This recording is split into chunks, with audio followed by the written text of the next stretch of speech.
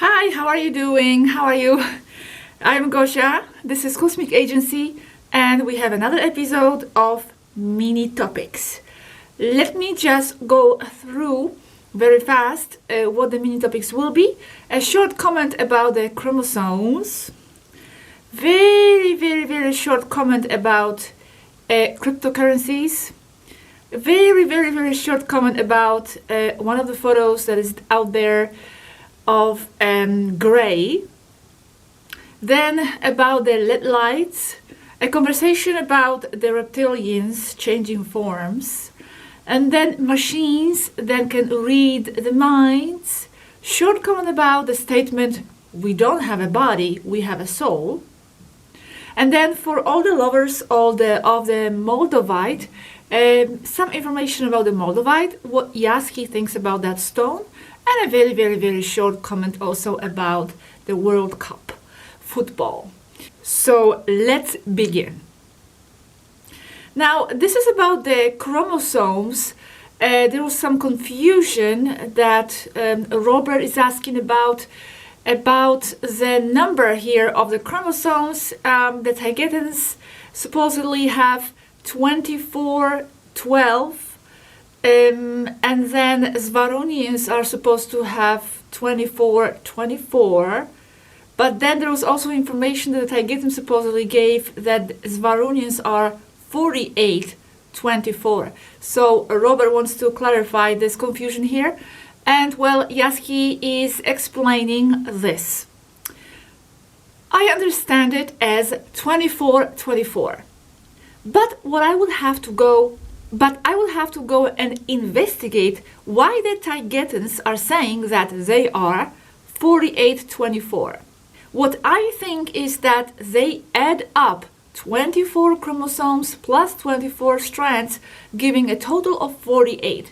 But then they count the strands again, as if the strands form the chromosomes, which obviously they do. They are just that. And at the same time, they are a separate thing. This is my only explanation. I don't have the firm answer, but as you may have seen, I have this in mind, this difference. There it is, point of view of T's versus point of view of SWARUU'S. Well, anyway, this is just for those of you who picked up on that difference somewhere out there in the videos or in the transcripts. Now, about the cryptocurrencies, a long time ago, actually, I had a mini topics. The transcript is not on the website because in the beginning, those mini topics were actually not on the website. The transcripts, I was just making the videos, and that's that. I have to get to it as well. And it was said that it is just another level of control. The people imagine that it's some sort of a key to freedom and the future, but they do not have any specific and any special vision of the cryptocurrencies here.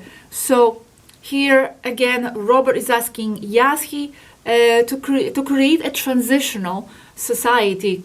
What do you think about cryptocurrencies? And Yaski is saying more control methods that go hand in hand with the agenda of taking away cash, physical money. Nothing good for the population because it's more control towards total control. Also, if it's electronic money, talking about electronic money, it can be given an expiration date, meaning that people have a period of time to spend it or it will no longer be valid. In other words, goodbye to savings. That's why I don't like cryptocurrencies. They only give illusory benefits to people who want to make quick profits in exchange for causing more agendas to take away physical money. So that's that. I know that maybe not enough and this could be deepened and in all directions.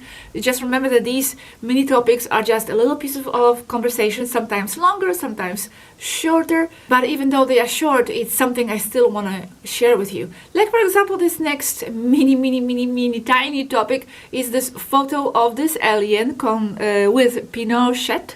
And someone asked me some time ago, what do I think, whether this picture of this gray is real? Well, we showed it to Athena, and she basically believes it's fake, that it's not real. And she says, do you know what, for me, it gives it away?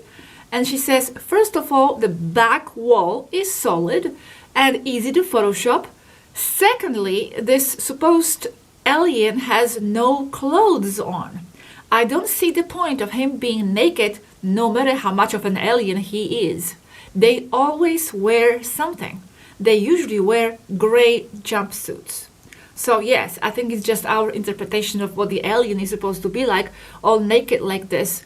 So here Athena is explaining that they always wear some sort of uniform, jumpsuits. So that's that, but this is not like a complete definite answer. It's just her opinion here at this point, without further investigating what it could be. Okay, now we're going to have a little bit longer topic here about the LED lights. Well, it actually did not evolve as a topic about the LED lights. It actually started off with me asking, and then Robert also asking about the supposed blue lights they are installing out there on the streets, supposedly to activate certain forms of nanotechnology. I'm now not sure what they say it's supposed to activate in people, but there is that theory out there. So we wanted to know if the Taigetans or SWARUU'S knew anything about this. And this is what Yaski here responds. I have not heard of blue light being used to activate nanotechnology. What I do see as congruent, and now this is going into the LED lights, is that well, it's not yet going to the LED lights, is that blue light has a flickering or pulsation that can be easily encoded. It also has a great penetration inside the eye. So I do see the possibility that it could be used to activate nanotechnology such as the one inside papayas. However, what I know is that they use radio frequencies in the microwave range to activate such nanotechnology, which I hope people understand is very real and not fiction, and they better understand that now before it is too late for them. Okay, so now as for the blue light that is in all devices with modern screens and in LED lights, which they sell everywhere instead of the incandescent lights they used to have, they are very harmful to health in general, not only to the eyes. Now, when I heard this, I was a bit bummed because I love LED lights, all kinds of strange illuminations like that. I used to live in Barcelona, and actually our whole apartment was lit up just with LED lights. We didn't use any other light. It was just all LED light. Everywhere, from the bathroom to the kitchen, all kinds of colors. Blue, purple, red, white. I even had it around my bathtub. So when I was taking the bath, I would put it on around me in the bathtub, purple lights. So apparently they are not good for you. And here she's explaining what happens is that they alter the natural circadian rhythms of living beings, of people, I imagine even animals, causing them to alter their sleep and metabolic rhythms directly and through sleep disturbance, causing a number of physical problems ranging from weight gain, chronic fatigue, which triggers lack of exercise as a consequence, and hormonal problems, among many others. I can actually confirm some of these symptoms. I don't know if it has to do with the LED lights, but it makes sense. I actually, for a few years now, actually since I came to Finland, so it might have something to do with that too, I don't know. But it's hard for me to fall asleep. Something about this circadian rhythm is disturbed. It's okay for me to sleep once I sleep, but sometimes it's hard for me to fall asleep. Like the rhythm is changed. And also I did gain some weight, which for me, in my case, actually it's great. I'm happy about that, but I did. Fatigue, yes, I'm constantly tired, which we all are. So anyway, look at your LED lights. Look at your illumination. It could be causing some of that. Here, Yaski continues. So in my personal opinion, I see that forcing people to buy LED lights to illuminate their homes is part of the same agenda of keeping everyone zombified, the same agenda of depopulating the world. They impose them to use that kind of lights under the excuse that they save electrical energy over incandescent filament lights, a lot of strange words for me, which, contrary to LED or phosphorescent tube lights, incandescent lights emit infrared light, which helps to normalize and correct circadian rhythms, hormonal, metabolic, and other problems. In parentheses, in this case, if infrared light is what is sought, a candle, kerosene lamp, or a campfire also emits it in good quantities, not to mention, of course, the sun. So that's it about the LED lights. It might be disappointing to some of you, like it was to me. I actually have to look into getting some other lamps because I still have a lot of different types of LED lights here. Well, let's continue. Now, this is a topic about the reptiles. Some time ago, we were talking about the queen and the reptilians taking a human form and how they do that. It was actually covered in one of the previous mini topics. So if you want to look that up, and actually this was kind of like a continuation of that conversation on another day. So let's go into it. It's a conversation between Robert, myself, and Yaski. So here, Robert is asking this question. Those reptilian humans normally transform into what they are when they are among themselves. When they are among themselves, so they go back to their original form. Yaski says, I understand that it takes them some effort to maintain a certain shape. If they relax, they go back to the original. It is all mental. And now here I'm having a question. About reptilians changing into humans. If they can do it with humans, take the human form, can they also change into other extraterrestrial races like Syrians or Andromedans? Because that will be a way for them to infiltrate up there. And Yaski says, yes, they could. Robert here comments, yes, they could, but since they have their telepathy activated up there, other races, they would realize that those reptiles passing as Syrians are not what they say they are. So Yaski here responds, on Earth, it is in their interest to pass for humans. And they are. That is to say, that if the Prince of Wales, for example, goes to take a blood test in a normal human laboratory, in parentheses, to which they would never go, the results would be perfectly human, although they are not. Interesting. And here she says, and exactly, Robert, here it's not so easy to impersonate someone else just by appearance. But yes, of course, they do try. And I have heard that they have tried that in the past. Here Robert is saying, I think you could tell by the way they think. So I'm asking, well, what is that way of thinking? What are the characteristics of that reptilian thinking exactly? Would we be able to actually recognize a reptilian passing as a human just by their way of thinking? What are those ways of thinking? So here Yaski responds,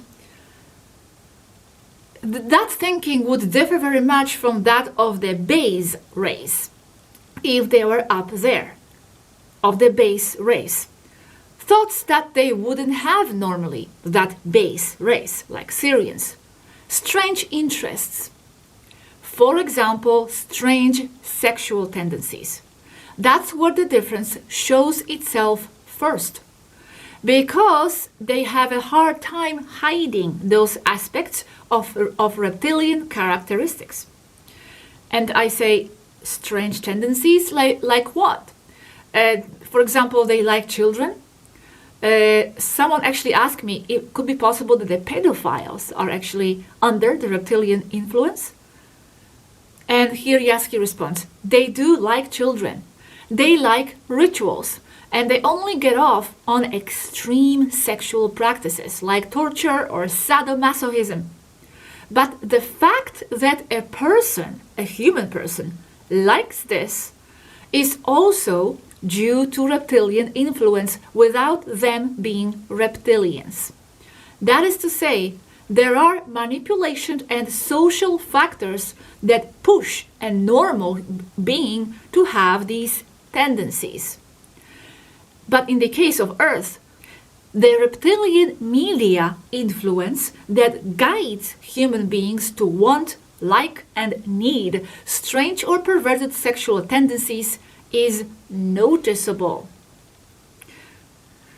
Robert, what do human children have that others don't have? Yes, he responds, an innocent soul. And now I'm still curious about these reptilian characteristics. I want to know more. What else, other than sexual? How to recognize a reptilian being by its way of being? What way is that exactly? So here we have more answers from Yasky. He is egocentric, exploitative, manipulative, wants to pass for advanced, and will say advanced things that he doesn't apply in his life. Violent tendencies such as extreme materialism, not having scruples to kill people to obtain his own benefits, economic, for example, long list. But as said above, it has also a lot to do with the reptilian influence on a normal human subject. So the purely reptilian aspect is not so easy to see, and that is the problem. And here exactly is the situation and the problem, because if the reptilian being passes as a Syrian in a Syrian society where that Syrian culture is strictly defined and precise with their own interests and their own way of thinking, then the reptilian mind would stick out. But here, since we have been under such a reptilian influence for such a long time, their way of thinking and their tendencies and their ways of being are actually meshed with that of the humans. That's why it's harder for us to pick out a reptilian being, and that's why it's easier for them to mingle with humans, because you don't know anymore who is a human, who is a reptilian, because the mentality is like mixed. So Robert says if a reptilian came up on a ship, they would quickly realize that. And Yasky says, yes, quickly. Here I'm still like confused. Okay, but if they pass for humans, like the Queen, without anyone suspecting for a long time, they are able to hide who they are. I think they would be able to blend in even among ETs, at least for a short time. Few people here saw the Queen being a reptilian. And now here Yasky responds, well, because there on Earth, they are indoctrinated. But not all. I am sure there are a huge number of people who have seen or know something about the Queen, but they keep quiet out of fear. Also, they are threatened if they speak out. And here I'm answering here as well. Well, yes, and I also here probably would attribute those reptilian tendencies to a more human 3D causes, because as I said here, the human and the reptilian are mixed together. Yeah, exactly. So I'm here continuing to say, also on Earth, these reptilian tendencies have already merged with the ways of being of many humans, so it would be difficult to discern.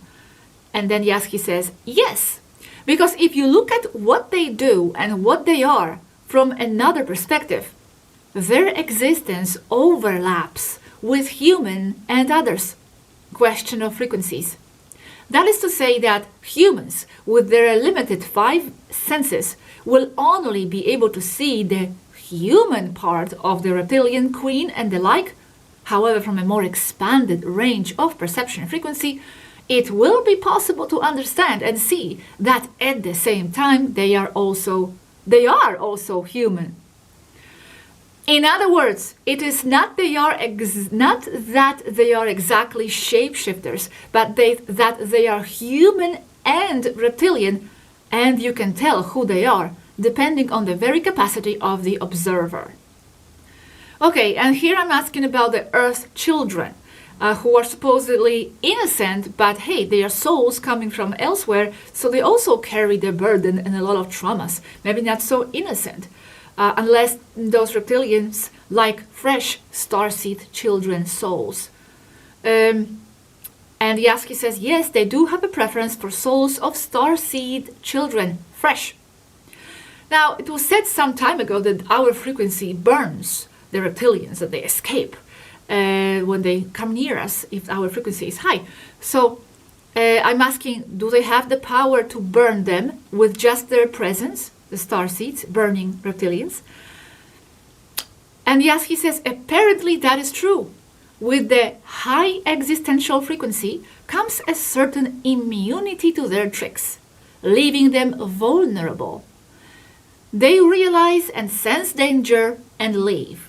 They depend on their tricks, and if it doesn't work with someone, they see their existence threatened.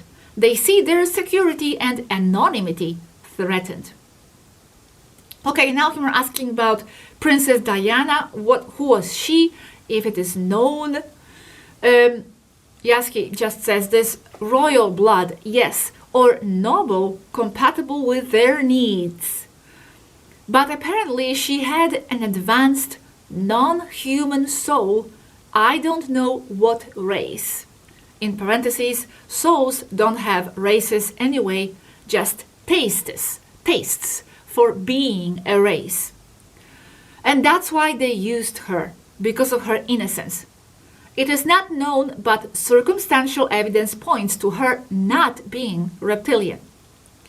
Here I'm asking, and can you somehow locate where the queen is now? And Yasky says, possible, but it is very difficult and inaccurate.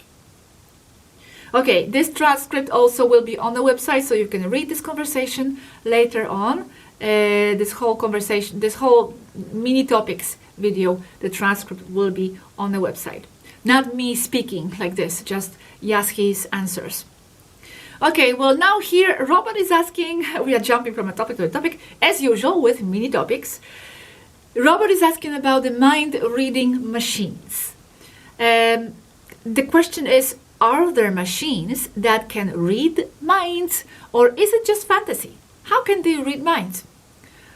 Okay, well, Yasky here explains. I guess Robert is, because sometimes Robert is reading some news or information out there more than me. I'm not aware of what's going on out there much. Only what comes to me, to my awareness, actually from you guys, from your comments, or I don't know, some Facebook posts or something. But myself, I don't go out there to find out, but Robert sometimes does, and I guess he was reading something about some machines that can read minds. So the answer is this: it depends on the definition of mind reading, but it seems that nowadays there are. But there would be two types mainly. First type, the invasive one, that reads brain impulses with very sensitive sensors of the interferometer type, for example. And with that information, the computer forms a group of concepts that are translated into the final result of reading the mind. In other words, they make a map of neuronal impulses, and based on a table of reactions, they combine the result depending on the type and location of the neuron discharges. Now, the other type is more common, which is that the machine reads facial expressions, behavior, voice, timbre, everything, and again compares with a table that draws conclusions about what the subject is thinking. This is quite efficient if combined with a pre-made profile of the subject, as knowing everything about them. And that's what the online tracking of everything they watch is for. Videos they watch, what they buy, what online searches they have done, and the simple fact that their whole life depends on mobile and apps. All past through a computer that decides the reactions of each person and can even anticipate them. This system is very efficient, and so much so that it is scary, and it is mainly used by Google. With this, they anticipate what each person will do, even what they will think, if such and such a thing, or if such and such a thing happens to them. And the mistake of the population is to think that they are nobody important. And that's why the big corporations won't invest in controlling them. That is a mistake that everyone, or almost everyone, makes. And it is terrible, because with that, they control them to the fullest.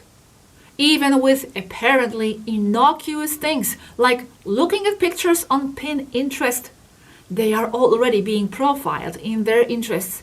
Not to mention more diabolical things like TikTok. You must also understand that these computers are of great power, and there are not as many people in the world as they tell you. So the computer has no trouble understanding and profiling each individual in order to control their social group, and thus their culture, and thus control the Earth matrix. And TikTok is terrible because it also collapses people's ability to think, reducing their attention span to just a few seconds. It also saturates their brains with information, which causes them to go into a vegetative state from the microdopamine hits to which they are subjected.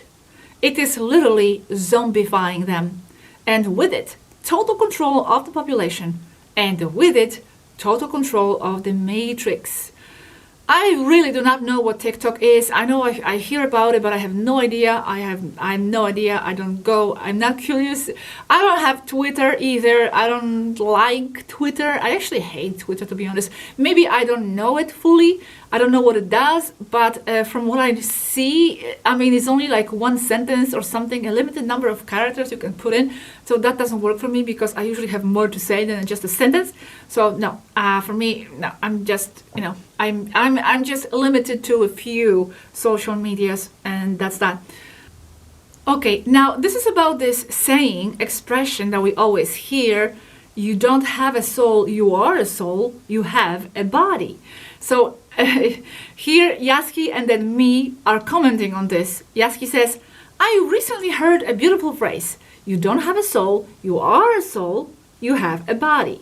And she says, nice, yes, but the body is nothing more than an idea that you hold as a soul.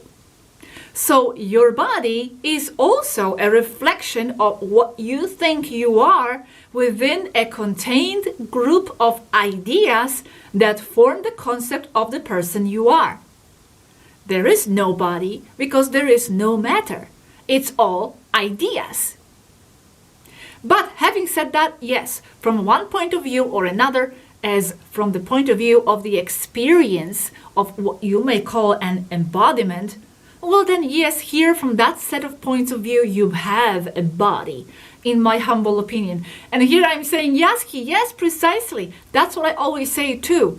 I do not separate, because if you keep separating your body and the soul, you always think there is a spoon.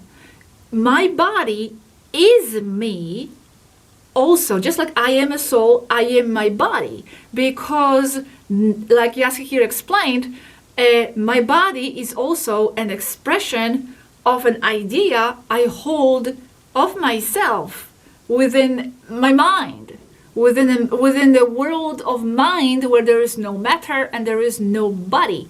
It's all just an idea expressed outwardly. So the same way I have an idea of myself and it manifests as a body. So in that sense, I am my body as well.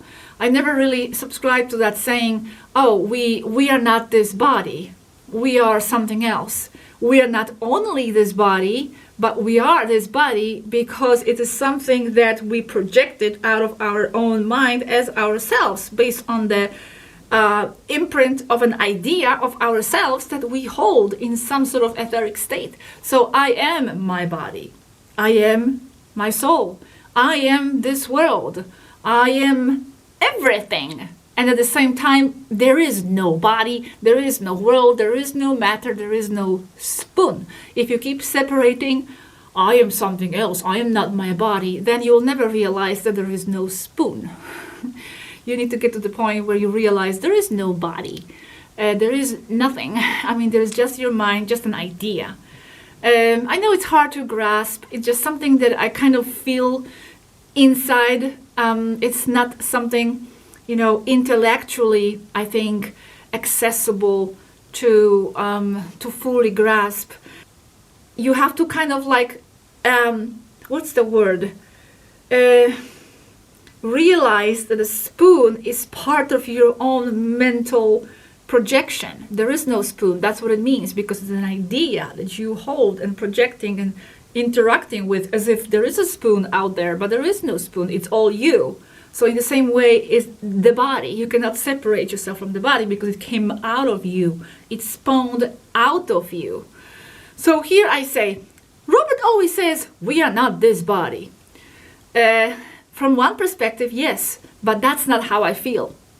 I am my body, because my body is an unexpressed set of ideas that I have. It is all me, no separation. All ideas, hence all me.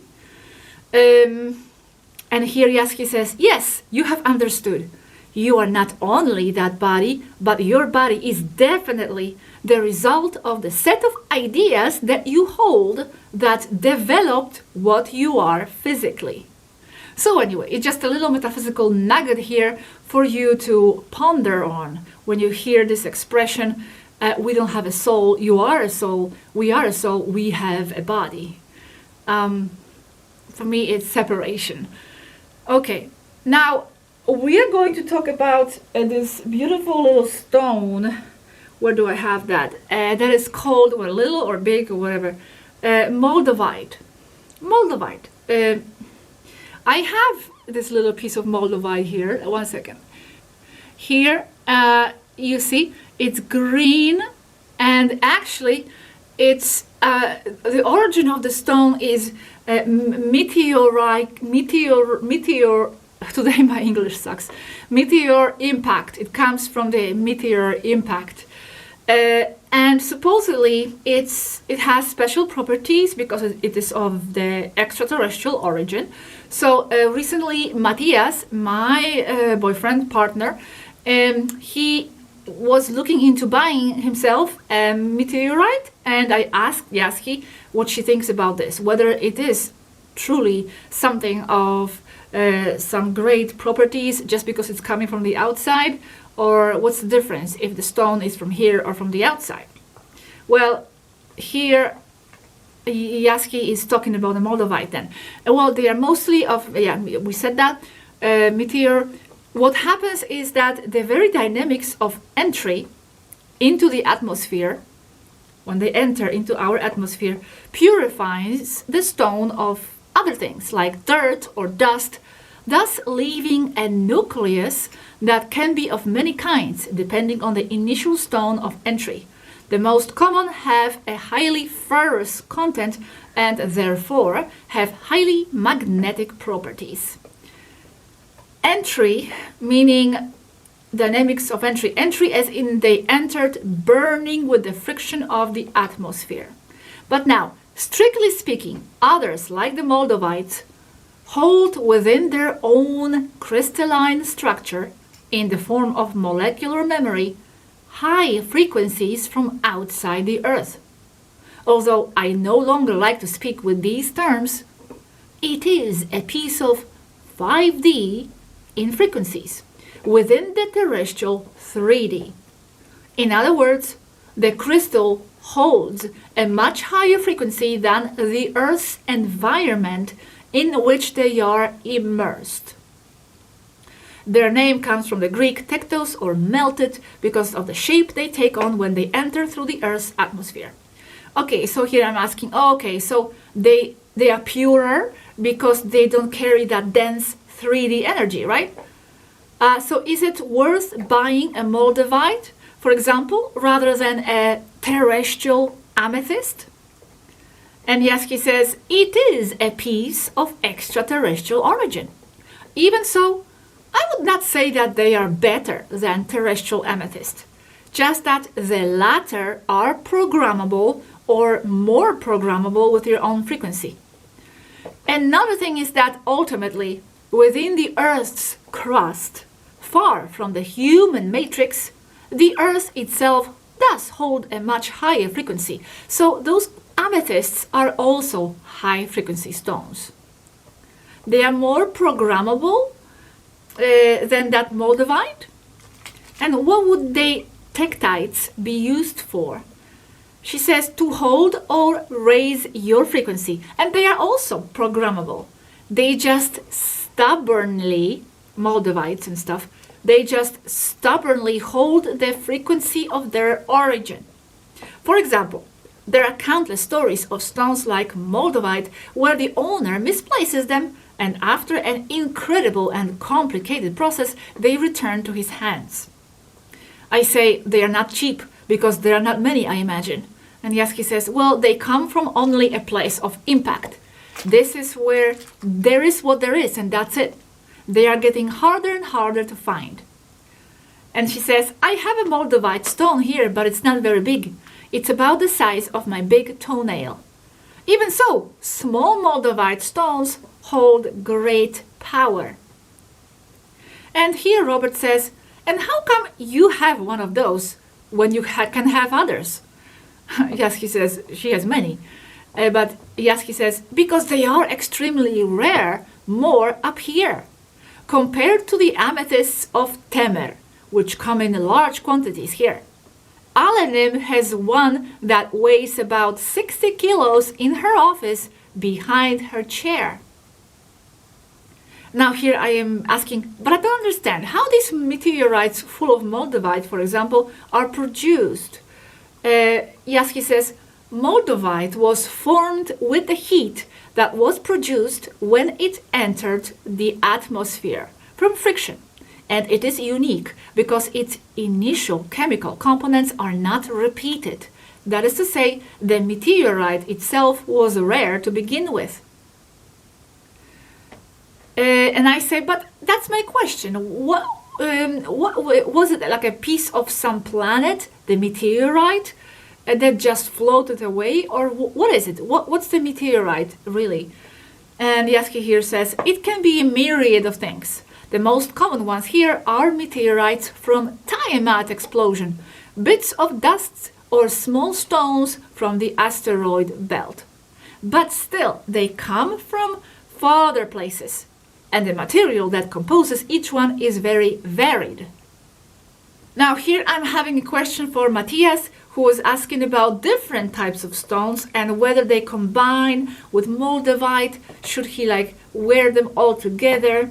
And Yaski is saying, Moldavite does not like to be combined. The most it supports is white amethyst, which serves as an amplifier. A Moldavite doesn't need anything. Alone, it is probably the strongest stone found on Earth. In other words, it is overkill in itself. It's reactor level, even if it's a tiny stone. Reactor level. Okay. I had it for a lot of years actually, but I kind of had it put away. Didn't pay much attention to it. I have to bring it back. So it's a reactor level even if it's a tiny stone. And I say, well, okay, I'm going to carry it with me then. And she says, yes, and I have it too, among others. I will take it out. And she says, thanks for the conversation on behalf of my Moldavite. And she says, that is the stone of stones. Forget diamonds and whatnot. Moldavite is much more rare and powerful. You just have to be sure that they are not fake. Here I'm asking, how do you know they are fake or not? And she says, it depends on the person. That's another topic. I'm going to look into it because since you say so, I think I heard that there are fakes. But I would say, and this is valid for any stone, if you see it perfect inside, It is a fake. Moldavite also has small balls on the surface. If it is dirty inside, it has something like contaminants or cracks inside, it is real. Even so, I do not rule out some perfect Moldavite that is genuine too. Just watch out for those. Very cool, very cool. Yeah, I'm pretty sure that this is real. So that's it on the topic of Moldavite. I'm pretty sure it was of interest of many of you. Now let's finish the mini topics for today with the short comment from Yaski about the World Cup, about the world of football and all that. I think Robert was asking something about that.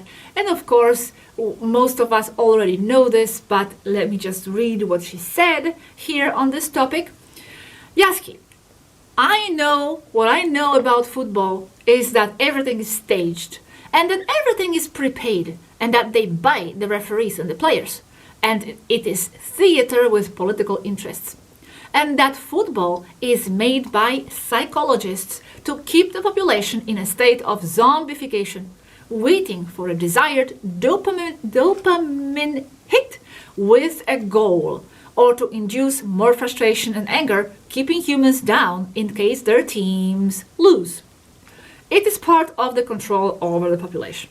An important and strong part, distractor, that gives them a sense of meaning to their lives, a meaning without any real gain for the population, other than the feeling that their team won.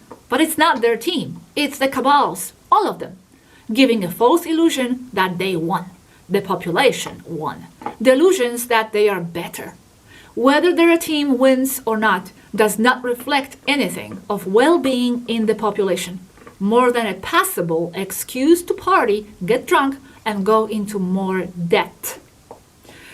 Now here, I completely agree with Yaski. However, I must admit that for a very long time, I actually didn't perceive it that way. That was before I had this experience with the Tegetans and SWARUU'S, and I have always seen it as something, something that kind of unites the people and gives them some sort of a spark in that moment, because I've always felt they have such difficult lives here, many of them on earth, and they have to work and they have to do this, and the sicknesses and problems and traumas. So I felt like, at least they have something in their lives that keeps them relaxed in that moment, something to look forward to, some kind of like a dopamine hit in that moment that I felt they deserve because they have such a difficult life here.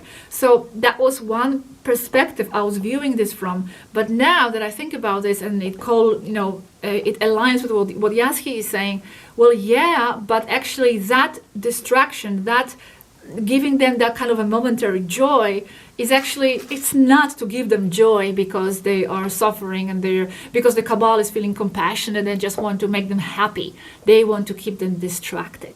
They want to keep them distracted. So while they, behind the scenes, are doing other things, taking away people's rights and restricting their freedoms and all kinds of things thrown at the people, and the people will not notice, or the people will not care because they are temporarily distracted with the toy, which is the games.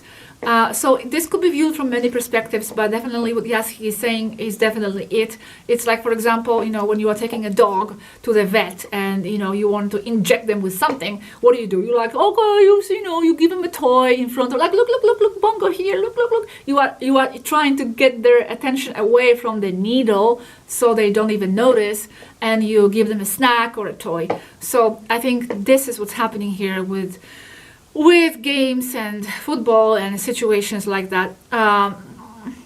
So yeah, but I'm not saying all sports is bad. It's all sports, is something not to participate in. They also have sports. They have competitions. As they have the starships competition and races, but the agenda behind is totally different. So it's not about the sport itself. It's about the agenda behind it, I think, most of all.